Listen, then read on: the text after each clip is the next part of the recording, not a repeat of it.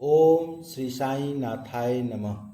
आज हम लोग साई सच्चरित्र के अध्याय 23 का पारायण करेंगे। वस्तुतः मनुष्य त्रिगुणमय है तथा माया के प्रभाव से भी उसे भासित होने लगता है कि मैं शरीर हूँ। दैहिक बुद्धि के आवरण के कारण ही वह ऐसी धारणा बना लेता है कि मैं ही कर्ता और उपभोग करने वाला हूँ, और इस प्रकार वह अपने को अनेक कष्टों में स्वयं फंसा लेता है। फिर उससे छुटकारे का कोई मार्ग नहीं सूझता। मुक्ति का एकमात्र उपाय है गुरु के श्री चरणों में अटल प्रेम और भक्ति। सबसे महान अभिनयकर्ता भगवान साई ने भक्तों को पूर्ण आनंद पहुंचाकर उसे निज स्वरूप में परिवर्तित कर लिया है। उपयुक्त कारणों से हम साईं बाबा को ईश्वर का ही अवतार मानते हैं, परंतु वे सदा यही कहा करते थे कि मैं तो ईश्वर का दास हूँ। अवतार होते हुए भी मनुष्य को किस प्रकार आचरण करना चाहिए तथा अपने वर्ण के कर्तव्यों को किस प्रकार निभाना चाहिए, इसका उदाहरण उन्होंने लोगों के समक्ष प्रस्तुत किया। जो सब जड़ और चेतन पदार्थों में ईश्वर के दर्शन करता हो, उसको विनयशीलता ही उपयुक्त थी। उन्होंने किसी की उपेक्षा या अनादर नहीं किया। वे सब प्राणियों में भगवत दर्शन करते थे। उन्होंने यह कभी नहीं कहा कि मैं अनहलक हूँ।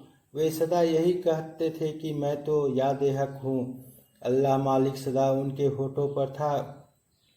हम अन्य संतों से परिचित नहीं हैं और न ही हमें ज्ञात है कि वे किस प्रकार आचरण किया करते हैं अथवा उनकी दिनचर्या इत्यादि क्या है। ईश्वर कृपा से केवल हमें इतना ही ज्ञात है कि वे अज्ञान और बुद्ध जीवों के निमित्त स्वयं अवतरण होते हैं। शुभ कर्मों के परिणाम स्वरूप ही हम में संतों की कथाएं और लीलाएं श्रवण करने की इच्छा उत्पन्न होती है। अन्यथा अब हम कुछ मुख्य कथा पर आते हैं। एक समय एक योगाभासी नाना साहेब चांदोरकर के साथ शिरडी आया। उसने पातंजल योग सूत्र का योग तथा योग शास्त्र के अन्य ग्रंथों का विशेष अध्ययन किया था, परंतु वह व्यवहारिक अनुभव से वंचित था। मन एकाग्र न हो सकने के कारण वह थोड़े समय के लिए भी समाधि न लगा सकता था। यदि साईं बाबा की कृपा प्राप्त हो जाए तो उससे अधिक समय तक समाधि अवस्था प्राप्त करने की विधि ज्ञात हो जाएगी। इस विचार से वह शिरडी आया और जब मस्जिद में पहुंचा तो साईं बाबा को प्याज सहित रोटी खाते देख उसे ऐसा विचार आया कि यह कच्ची प्याज सहित सूखी रोटी खाने वाला व्यक्ति मेरी कठिनाइयों को किस प्रकार हल कर सकेगा। साईं बाबा अंतर्ज्ञान से उसका विचार जानकर तुरंत काका साहेब ऐसे बोले कि ओ नाना, जिसने प्याज हजम करने की शक्ति है उसे ही इसे खाना चाहिए, अन्य को नहीं। इन शब्दों से अत्यंत विस्मित होकर योगी ने साईं चरणों में पूर्ण आत्मसमर्पण कर दिया। शुद्ध और निष्कपट भाव से अपनी कठिनाइयाँ बाबा के समक्ष प्रस्तुत करके उनसे उनका हल प्राप्त किया और इस प्रकार संतुष्ट और सुखी होकर बाबा के दर्शन और रुद्धि लेकर वह शिरडी से चला गया। कथा प्रारंभ करने से पूर्व हेमांडपत लिखते हैं कि जीव की तुलना पालतू तोते से की जा सकती है, क्योंकि दोनों ही वृद्धबद्ध हैं, एक शरीर में तो दूसरा पिछड़े पे। दोनों ही अपनी वृद्धावस्था को श्रेष्ठकर समझते हैं, परंतु यदि हरि कृपा से उन्हें कोई उत्तम गुरु मिल जाए और वह उनके ज्ञान चक्षु खोलकर उन्हें बंधन मुक्त कर दे तो उनकी चेतना का स्तर उच्च हो जाता है, जिसकी तुलना में पूर्ण संकीर्ण स्थिति सर्वथा तुच्छ ही थी। गत अध्याय में किस प्रकार श्री मीरकर पर आने वाले संकट की पूर्व सूचना देकर उन्हें उससे बचाया गया, इसका वर्णन किया जा चुका है। पाठक वृंद अब उसी प्रकार की एक और कथा श्रवण करे। एक बार श्यामा को विषधर सर्प ने उनके हाथ की उंगली में डस लिया। समस्त शरीर में विष का प्रसार हो जाने के कारण वे अत्यंत कष्ट का अनुभव करके क्रदन करने लगे कि अब मेरा अंतकाल समीप आ गया है। उनके इष्ट मित्र उन्हें भगवान विठोबा के पास ले जाना चाहते थे, जहाँ इस प्रकार की समस्त पीड़ाओं की योग्य चिकित्सा होती है, परंतु श्यामा मस्जिद की ओर ही दौड़ा अपने विठोबा श्री साईं बाबा के पास। जब बाबा ने उन्हें दूर से आते देखा तो वे झिड़कने और गाली देने लगे। वे क्रोधित होकर बोले, अरे ओ नादान कृतघ्न बम्मन, ऊपर मत चढ़, सावधान, यदि ऐसा किया तो और फिर गर्जना करते हुए बोले, हट, दूर हट, नीचे उतर। श्री साईं बाबा को इस प्रकार अत्यंत क्रोधित देख सामा उलझन में पड़ गया और निराश होकर सोचने लगा कि केवल मस्जिद ही तो मेरा घर है और साईं बाबा मात्र असहायों के आश्रयदाता हैं, और जब वे ही इस प्रकार मुझे यहाँ से भगा रहे हैं तो मैं अब किसकी शरण में जाऊँ। उसने अपने जीवन की आशा ही छोड़ दी और वहीं शांतिपूर्वक बैठ गया। थोड़े समय के पश्चात जब बाबा पूर्वत शांत हुए तो सामा ऊपर आकर उनके समीप बैठ गया। तब बाबा बोले, डरो नहीं, तिल मात्र भी चिंता मत करो, दयालु फकीर तुम्हारी अवश्य रक्षा करेगा।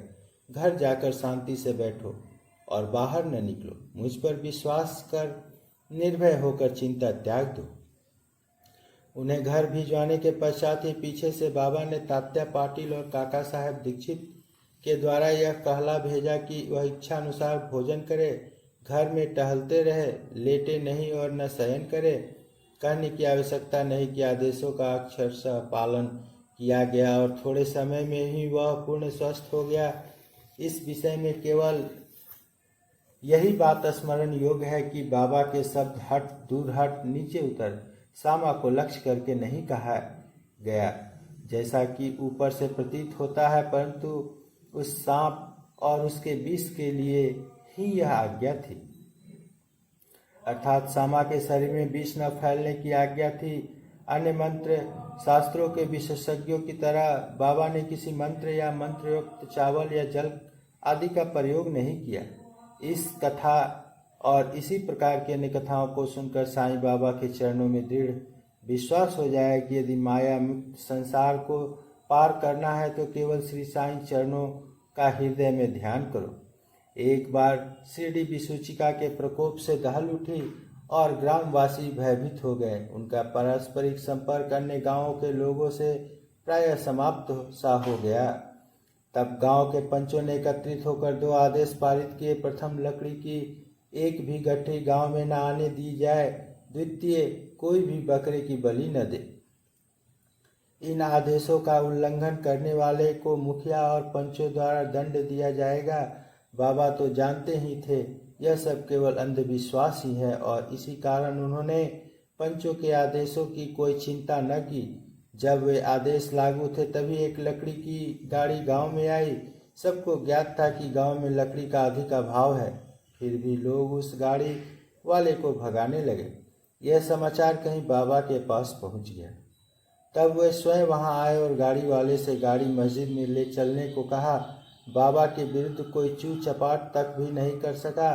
यथार्थ में उन्हें धुनी के लिए लकड़ियों का अत्यंत आवश्यकता थी और इसलिए उन्होंने वह गाड़ी मोल ले ली।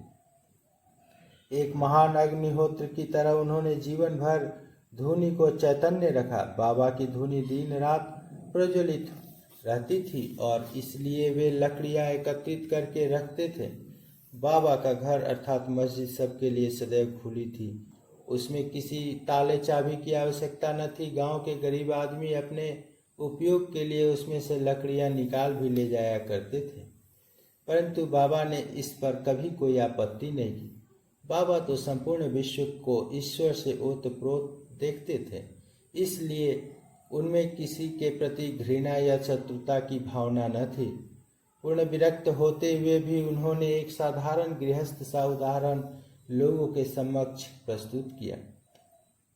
अब देखिए दूसरे आदेश की भी बाबा ने क्या दशा की। वह आदेश लागू रहते समय कोई मस्जिद में एक बकरा बलि देने लाया गया।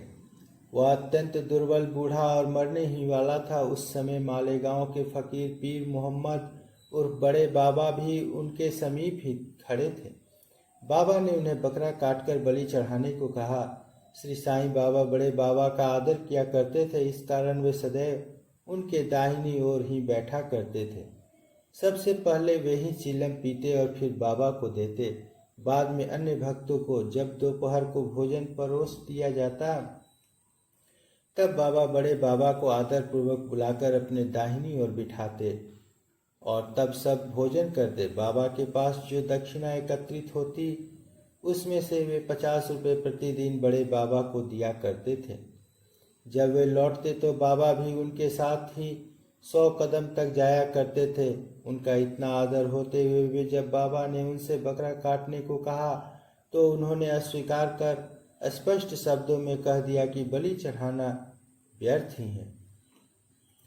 तब बाबा ने श्यामा से बकरे की बलि के लिए कहा। वे राधा कृष्ण माई के घर जाकर एक चाकू ले आए और उसे बाबा के सामने रख दिया। राधा कृष्ण माई को जब कारण का पता चला तो उन्होंने चाकू वापस मंगवा लिया। अब श्यामा दूसरा चाकू लाने के लिए गए, किंतु बड़ी देर तक मस्जिद में न लौटे। तब काका साहब दीक्षित की बारी आई।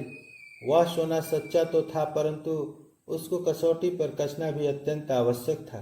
बाबा ने उनसे चाकू लाकर बकरा काटने को कहा। वे साठेवाड़े से एक चाकू ले आए और बाबा की आज्ञा मिलते ही काटने को तैयार हो गए। उन्होंने पवित्र ब्राह्मण वंश में जन्म लिया था और अपने जीवन में वे बलि कृत्य जानते ही न थे। यद्यपि हिंसा करना निंदनीय है, फिर भी वे बकरा काटने के लिए उद्यत हो गए। सब लोगों को आश्चर्य था कि बड़े बाबा एक यवन होते हुए भी बकरा काटने को सहमत नहीं है और यह एक सनातन ब्राह्मण बकरे की बलि देने की तैयारी कर रहा है। उन्होंने अपनी धोती ऊपर चढ़ा फेंटा कस लिया और चाकू लेकर हाथ ऊपर उठाकर बाबा की अंतिम आज्ञा की प्रतीक्षा करने लगे। बाबा बोले, अब विचार क्या कर रहे हो? ठीक है, मारो। जब उनका हाथ नीचे आने ही वाला था तब बाबा बोले, ठहरो, तुम कितने दुष्ट हो। ब्राह्मण होकर तुम बकरे की बलि दे रहे हो। काका साहब चाकू नीचे रखकर बाबा से बोले, आपकी आज्ञा ही हमारे लिए सब कुछ है, हमें अन्य आदेशों से क्या। हम तो केवल आपका ही आदेश सदैव स्मरण तथा ध्यान करते हैं और दिन रात आपकी आज्ञा का ही पालन किया करते हैं। हमें यह विचार करने की आवश्यकता नहीं कि बकरे को मारना उचित है या अनुचित, और न हम इसका कारण ही जानना चाहते हैं। हमारा कर्तव्य और धर्म तो निसंकोच होकर गुरु की आज्ञा का पूर्णतः पालन करने में है। तब बाबा ने काका साहब से कहा कि मैं स्वयं ही बलि चढ़ाने का कार्य करूंगा। तब ऐसा निश्चय हुआ कि तकिए के पास जहाँ बहुत से फकीर बैठते हैं वहाँ चलकर इसकी बलि देनी चाहिए। जब बकरा वहाँ से ले जाया जा रहा था तभी रास्ते में गिरकर वह मर गया। भक्तों के प्रकार का वर्णन कर श्री हेमांडपत यह अध्याय समाप्त करते हैं। भक्त 3 प्रकार के हैं, पहला उत्तम, दूसरा मध्यम और तीसरा साधारण। प्रथम श्रेणी के भक्त वे हैं जो अपने गुरु की इच्छा पहले से ही जानकर अपना कर्तव्य मानकर सेवा करते हैं। द्वितीय श्रेणी के भक्त वे हैं जो गुरु की आज्ञा मिलते ही उसका तुरंत पालन करते हैं। तृतीय श्रेणी के भक्त वे हैं जो गुरु की आज्ञा सदैव टालते हुए पग पग पर त्रुटि किया करते हैं। भक्तगण यदि आपकी जागृत बुद्धि और धैर्य धारण कर दृढ़ विश्वास स्थिर करे तो निसंदेह उनका आध्यात्मिक ध्येय उससे अधिक दूर नहीं है। स्वच्छोवास का नियंत्रण, हठ योग या अन्य कठिन साधनाओं की कोई आवश्यकता नहीं है। जब शिष्य को में उपयुक्त गुणों का विकास हो जाता है और जब अग्रिम उपदेशों के लिए भूमिका तैयार हो जाती है तभी गुरु स्वयं प्रकट होकर उसे पूर्णतः की ओर ले जाते हैं। अगले अध्याय में बाबा के मनोरंजक हास्य विनोद के संबंध में चर्चा करेंगे। अध्याय समाप्त। श्री सद्गुरु साईनाथ प्रणमस्तु। शुभ भवतु।